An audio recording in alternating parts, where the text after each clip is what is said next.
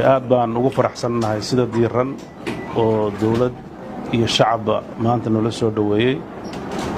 waan ka mahadnaqaynaa, waa waajib na saarnaa maadaama ay madaxweynuhu horay dhowr jeer u noo soo booqday inaan annagana u soo booqanno, la wadaagno farxadaha iyo murugadaba.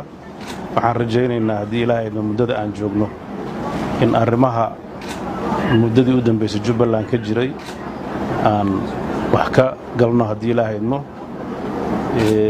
deegaanada dawladaha xubnaha ka ana waxay rabaan midnimo dhexdooda ah, dawladda Soomaaliyeedna waxay rabtaa midnimo guud oo dadka u wada horseeda in bulshada Soomaaliyeed loo adeego.